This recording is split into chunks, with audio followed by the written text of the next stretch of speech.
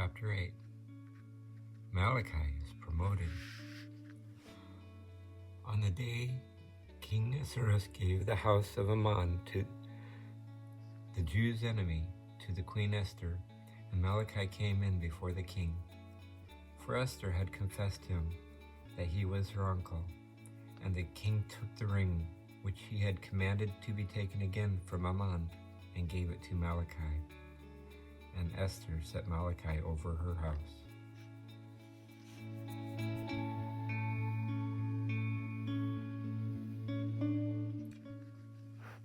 Esther pleads again with Ahasuerus. And not content with these things, she fell down at the king's feet and wept, and speaking to him besought him that he would give orders that the malice of Ammon the Agagite and his most wicked devices which he had invented against the Jews should be of no effect.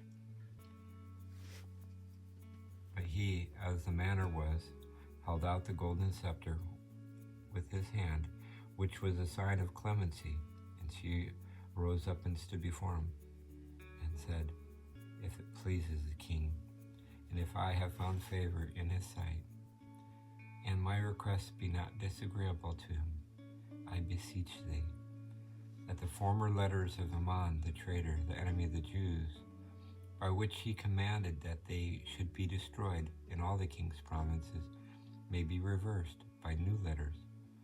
For how can I endure the murdering and the slaughter of my people? And the king Ahasuerus answered Esther the queen, and Malachi the Jew, I have given Ammon's house to Esther, and I have commanded him to be hanged on the gibbet, because he durst lay hands on the Jews. Write ye therefore to the Jews, as it pleases you, in the king's name, and the seal of the letters with my ring. For this was the custom, that no man durst gainsay the letters which were sent in the king's name, and were sealed with this ring.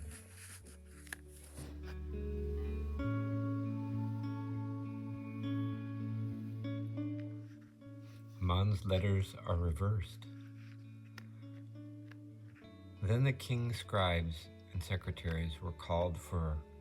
Now it was the time of the 3rd month, which is called Siban, the 23rd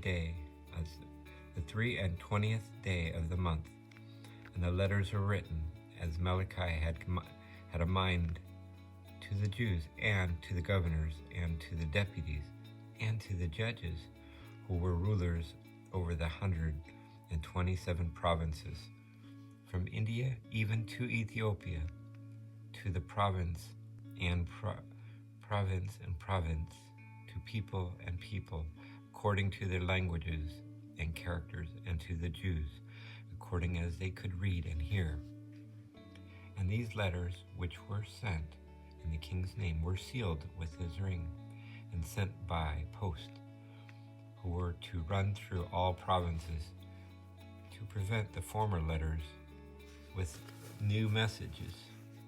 And the king gave orders to them to speak to Jews in every city, and to command them to gather themselves together, and to stand for their lives, and to kill and destroy all their enemies with their wives and children, and all the houses, and to take their spoils.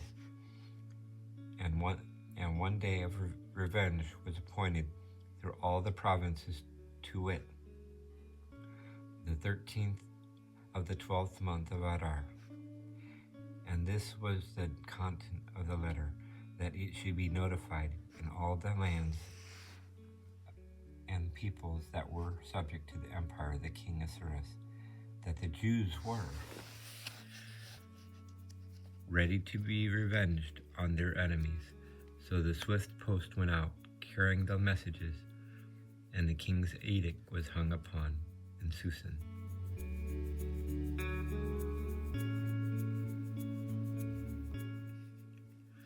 Malachi's apparel. The Jews rejoice. And And Mordecai, going forth out of the palace from the king's presence, shone in royal apparel, to wit, a violet and sky color, wearing a gold crown on his head, and clothed with a cloak of silk and purple. And all the city rejoiced and was glad. But to the Jews a new light seemed to rise, joy, honor, and dancing. In all the peoples, cities, and provinces, whithersoever the king's commandments came, there was wonderful rejoicing, feasts and banquets, and keeping holy day, insomuch that many of other nations and religions joined themselves to their worship and ceremonies. For a great dread of the name of the Jews has fallen upon all.